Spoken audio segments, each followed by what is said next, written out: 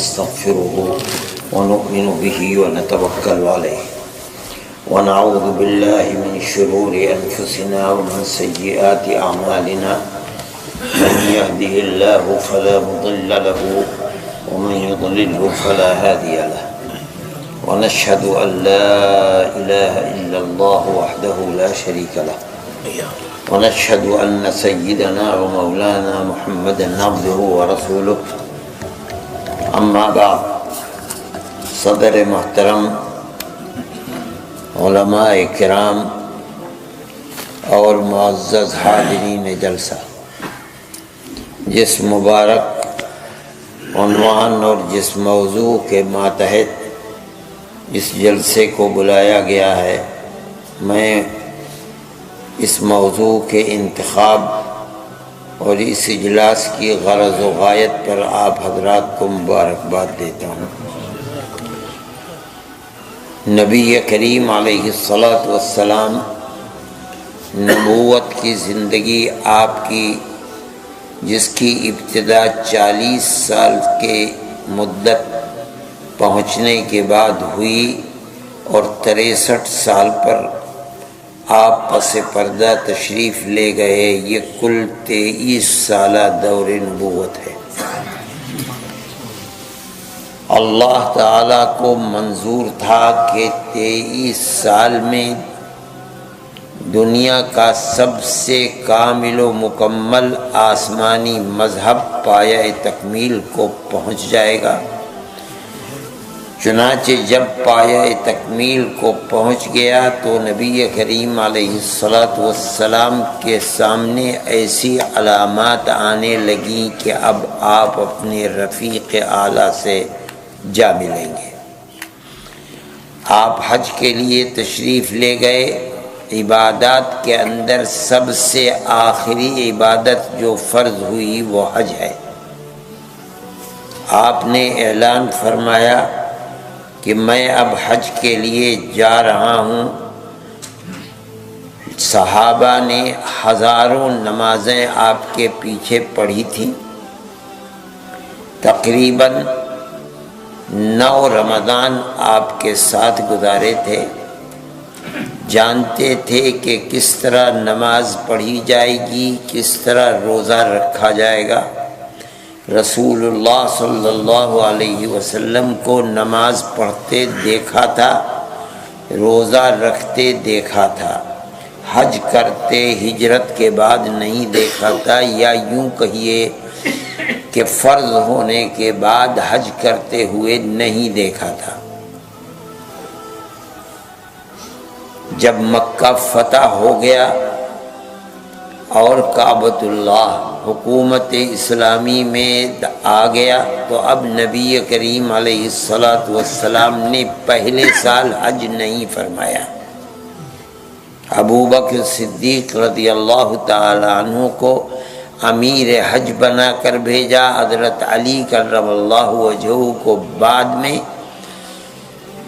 جو صورتحال تھی، جو معاہدے تھے، ان معاہدوں کے سلسلے میں سورہ براءت میں جو اللہ نے حکم دیا ہے اس کے مطابق اعلان کرنے کے لیے بھیجا۔ اور سن 10 کے اندر فتح مکہ کے 2 سال کے بعد اللہ کے نبی نے ارادہ فرمایا، تو چونکہ آپ یہ جان رہے تھے کہ یہ پہلا اور آخری حج ہے فرض ہونے کے بعد، میرا اس لیے صحابہ کی ایک بڑی تعداد ہونی چاہیے جو حج کے ارکان کو دیکھ لیں، کہاں کیا عمل حج کا کیا جا رہا ہے سمجھ لیں۔ نبی کریم علیہ الصلاۃ والسلام مدینہ منورہ سے صحابہ کی بڑی تعداد کے ساتھ نکلے۔ صحابہ دیوانوں کی طرح دائیں بائیں آگے پیچھے اور شور مچ رہا ہے، لبیک اللہم لبیک۔ یہ قافلہ ہے اور ایسا مبارک قافلہ ہے کہ جو لوگ اس قافلے کے اندر شریک ہیں، ہمارا ایمان اور عقیدہ ہے کہ اب رہتی دنیا تک اتنے پاک باز لوگ پیدا نہیں ہوں گے۔ پھر اس قافلے کی بلندی کا یہ حال ہے کہ خود قافلہ سالار نبیوں اور رسولوں کا سردار حضرت محمد صلی اللہ علیہ وسلم ان کے ساتھ ساتھ ہے۔ جو لوگ مدینہ منورہ نہیں آ سکے وہ راستوں میں انتظار کے لیے کھڑے ہیں کہ قافلہ گزرے گا اور یہ آپ کی ہم رکابی کا شرف حاصل کریں گے۔ احادیث میں آتا ہے کہ 4 تاریخ کو ذی الحجہ کی یہ قافلہ اپنے سپہ سالار حضرت محمد صلی اللہ علیہ وسلم جو میر کارواں بھی ہیں ان کے ساتھ پہنچے ہیں۔ اب اللہ کا نبی صحابہ سے چل رہا ہے، حج کے ارکان کو ادا کر رہا ہے اور بار بار کہتا ہے خذوا عنی مناسککم، خذوا عنی مناسککم لعلی لا احج بعد حجتی ہذہ۔ اے صحابہ میرے مجھ سے حج کے ارکان کو سیکھتے چلو، لیتے چلو، میں کس جگہ کیا کر رہا ہوں، کس وقت کر رہا ہوں۔ وہ فرماتے ہیں ہو سکتا ہے کہ پھر اب اس حج کے بعد میں پھر کبھی حج نہ کر سکوں۔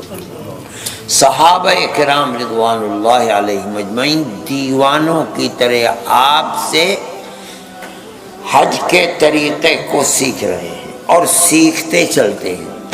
آپ اگر حدیث کی کتابوں کو پڑھیں گے تو پتہ چلے گا کہ صحابہ نے کس غور کے ساتھ اللہ کے نبی کی اس ہدایت کے بعد آپ کے افعال حج کو دیکھا ہے اور محفوظ کیا ہے۔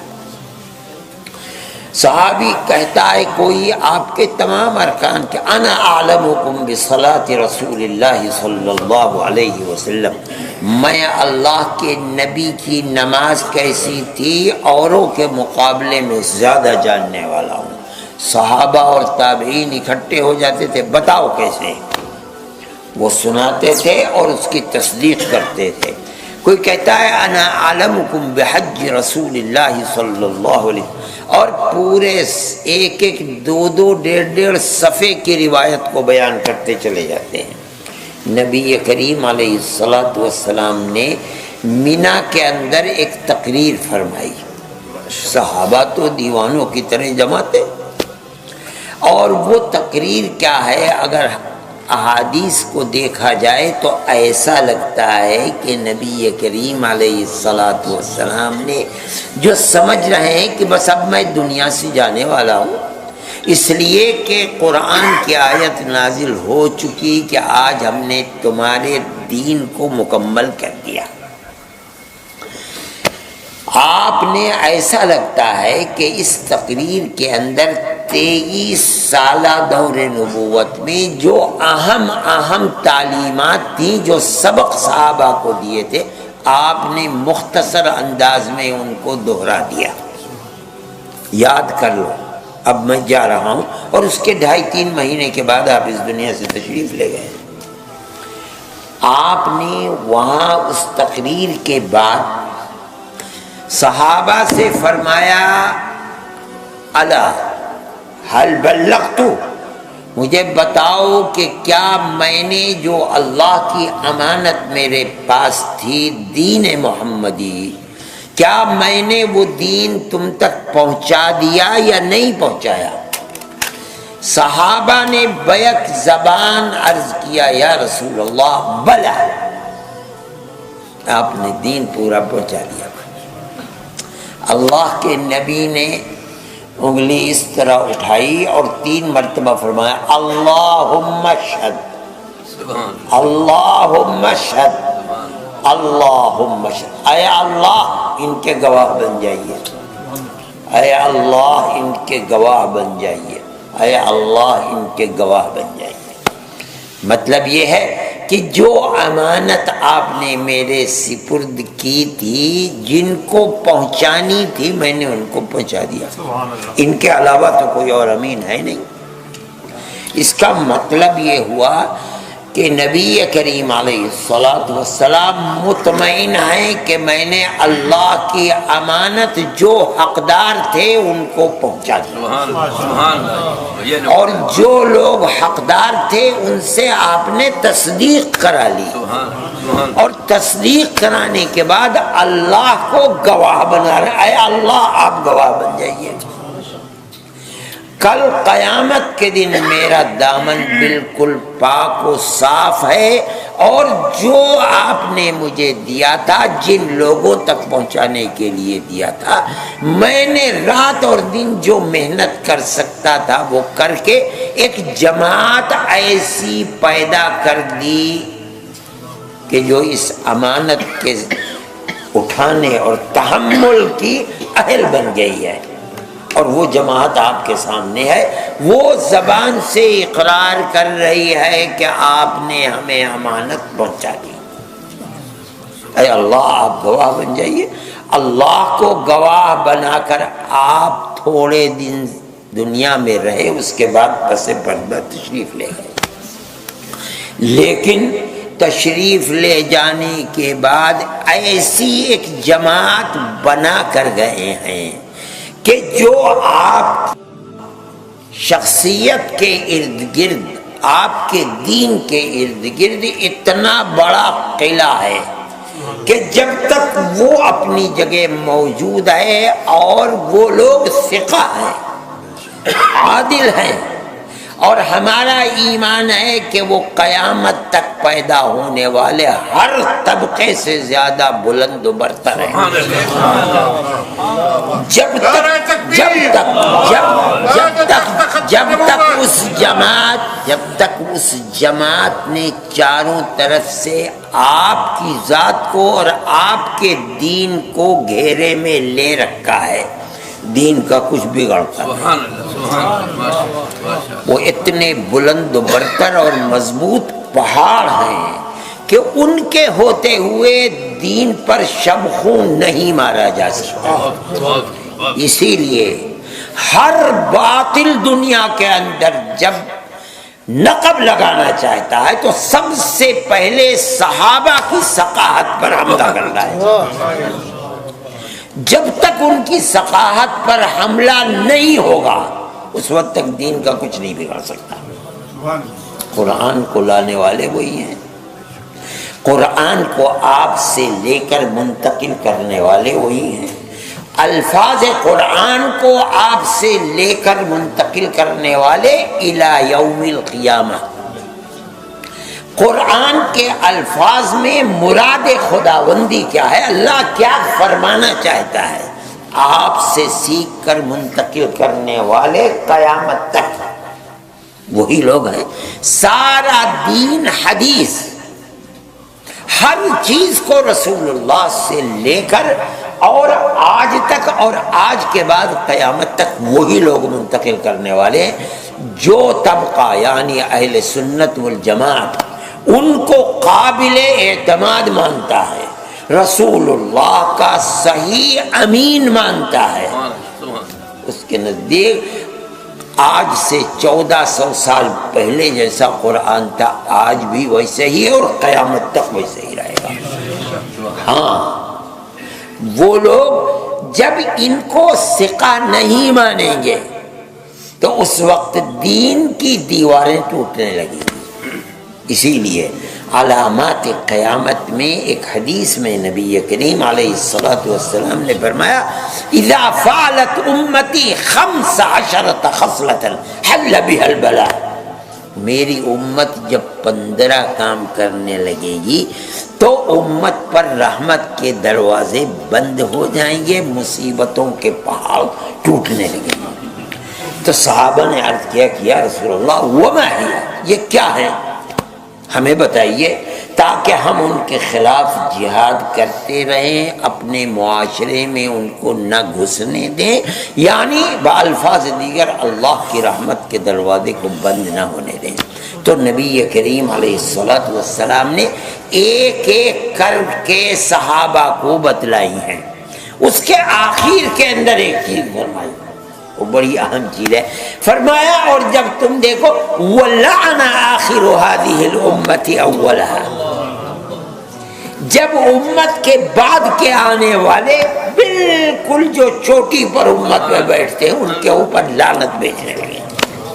سمجھ لو کہ اللہ کی رحمت کے دروازے بند. کیا مطلب؟ یہ دین قرآن اور جس دین کو میں لے کر آیا ہوں یہی تو اللہ کی رحمت کے دروازے کو کھولنے والا ہے. جب جو لوگ دین کو لے کر آئے ہیں وہی ناقابل اعتماد قرار دے دیے جائیں گے، بلکہ مشرک اور کافر اور فاسق اور فاجر العیاذ باللہ کہا جائے گا. اس کا مطلب یہ ہے کہ اب خدا کی رحمت کے دروازے بند ہو گئے. اگر وہ ناقابل اعتماد تھے تو کوئی بتائے قرآن کیسے قابل اعتماد ہو گیا؟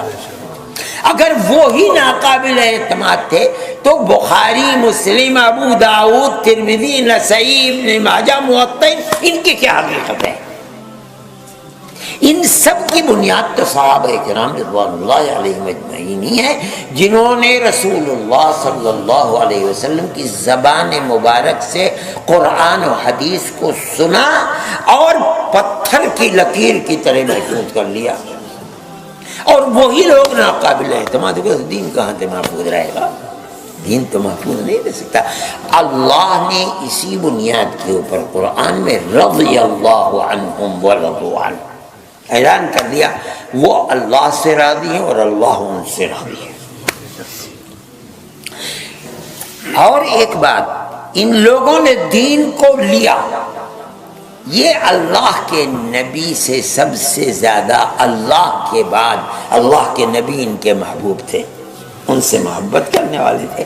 ہمارے دل کے اندر یہ جذبہ امنڈتا ہے کاش کہ ہم مدینہ منورہ میں ہوتے اور ہم وہیں مر جاتے اور وہیں کی زمین کا پیوند بن جاتے جہاں ہمارے محبوب آرام فرما رہے ہیں.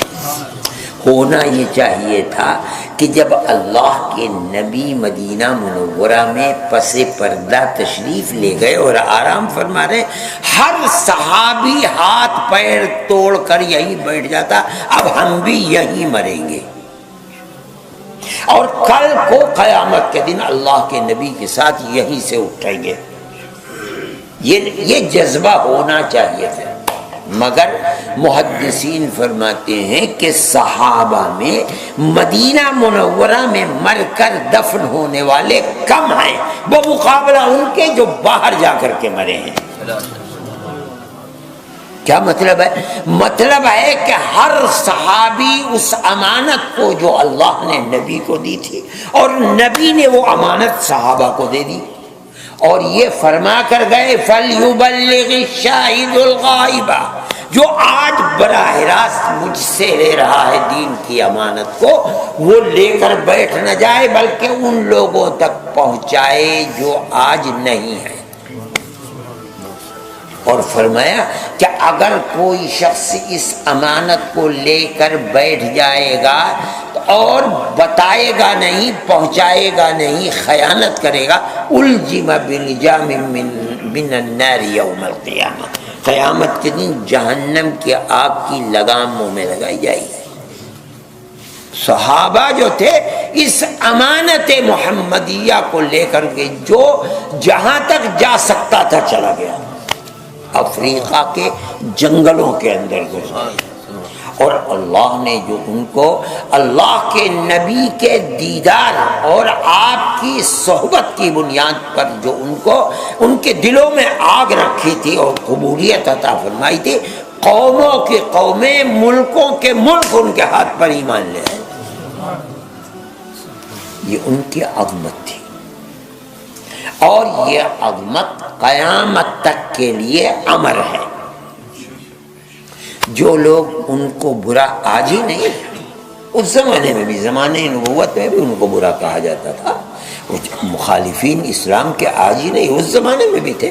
قرآن کہتا ہے وَإِذَا قِيلَ لَهُمْ آمِنُوا كَمَا آمَنَ النَّاسِ، جب ان کفار سے، منافقین سے کہا جاتا ہے کہ آمنوا کما آمن الناس، جیسے لوگ ایمان لائے ہیں تم بھی ایمان لے آؤ. لوگوں سے کون مراد ہے؟ جو ایمان لائے. ایمان لانے والے کون لوگ تھے؟ صحابہ. تو کیا مطلب ہے جب ان سے کہا جاتا ہے کہ اصحاب رسول اللہ کی طرح ایمان لاؤ، تو کیا کہتے ہیں؟ کہتے ہیں انؤمن کما آمن السفہاء، کیا ہم اس طرح ایمان لائیں جیسے یہ تھیتلی عقل کے کم عقل بے وقوف لوگ ایمان لائے ہیں. کن کو کہتے تھے بے وقوف؟ اب دیکھیے اللہ کو کتنا برا لگا. کہا تو جا رہا ہے صحابہ کو، لیکن اللہ کو اتنا برا لگا، اتنا برا کہ جواب کیا دیتے؟ پہلے الا کان کھول کر سن لو. دیکھیے اندازہ دیکھیے، کان کھول کر سن لو. ان حرف تحقیق ہے، تحقیق یہی ہے جو میں کہہ رہا ہوں. کان کھول کر سن لو. امر محقق یہ ہے کہ ہم وہ، پھر ہم کے بعد ایک اور ہم لا رہے ہیں تاکید کے لیے. الا انہم ہم السفہاء ہونا چاہیے تھا، الا انہم السفہاء نہیں کہہ رہے ہیں. فرما الا انہم ہم السفہاء. وہی پھر جو عربی جانتے ہیں وہ جانتے ہیں. اصل یہ ہے کہ مبتدا معرفہ اور خبر نکرہ ہونا چاہیے تھا الا انہم سفہاء. اس کے بجائے تاکید لائے ہم اور پھر اس کے بعد سفہاء کے اوپر الف لام لائے. یہ تاکید اور حصر کا وہ، ہاں وہی بے وقوف. تاکید پر انہوں نے تو ایک دفعہ کہا تھا انؤمن کما آمن السفہاء. اللہ فرماتے ہیں میں جو کہہ رہا ہوں کان کھول کر سنو، میں جو کہہ رہا ہوں وہی امر محقق ہے، وہی امر محقق، کیا وہی بے وقوف ہے. اچھا آگے چل کے اس سب سے آگے فرماتے ہیں وَلَكِنْ لَا يَعْلَمُونَ. کیا مطلب ہے؟ ارے بھائی اگر کوئی کھڑے ہو کر پیشاب کر رہا ہے اور وہ جانتا نہیں کہ پیشاب کر رہا ہے کھڑے ہو، کیا کہو گے؟ پاگل ہے، یہی تو کہو گے. اگر کھڑے ہو کر پاخانہ کر رہا ہے اسے کچھ پتہ نہیں کیا کر رہا ہے، یہی تو کہو گے کہ پاگل ہے. اب قرآن کیا کہتا ہے؟ بے وقوف ہیں، بے وقوف ہیں، بے وقوف ہیں، اور انہیں پتہ بھی نہیں کہ وہ بے وقوف ہے. اس کا مطلب ہے بالکل پاگل ہی ہے، عقل ہے ہی نہیں. کیا کہہ رہا ہے اللہ؟ یعنی اللہ کو کتنی محبت ہے صحابہ سے.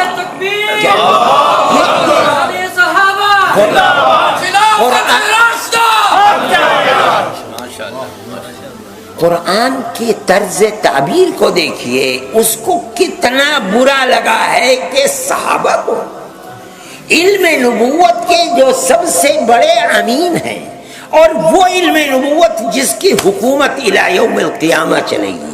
اب کوئی دوسرا نبی آنے والا نہیں ہے جو قیامت کے اندر جنت کا ٹکٹ کوئی دے کچھ نہیں. اب تو جو آپ نے ٹکٹ دیا ہے وہی الی یوم القیامہ چلے گا. اور اس کے امین صحابہ، یہ پاگل ان کو کہتے ہیں سفہاء. قرآن کہتا ہے کہ وہ تو پاگل ہیں، انہیں پتہ ہی نہیں کچھ. میرے بھائی یہ عظمت ہے صحابہ کی. صحابہ کی یہ عظمت جب تک مومن کے دل کے اندر ہے وہ راہ حق کے اوپر ہے، وہ معیار حق ہیں. اہل سنت والجماعت کا عقیدہ، اگرچہ لوگ یہ کہتے ہیں کہ رسول خدا کے سوا کوئی معیار حق نہیں ہے، کہتے ہیں لوگ یہ، مگر قرآن تو یہ کہتا ہے اور حدیث کے وہ معیار حق ہیں. قرآن کہتا ہے فَإِنْ آمَنُوا بِمِثْلِ مَا آمَنْتُمْ بِهِ فَقَدِ اهْتَدَوْا. اگر لوگوں کا ایمان ان کا ایسا ہے جیسا تمہارا ایمان ہے اے محمد اور اے اصحاب محمد، فَقَدِ اهْتَدَوْا، تو وہ ہدایت پر ہے.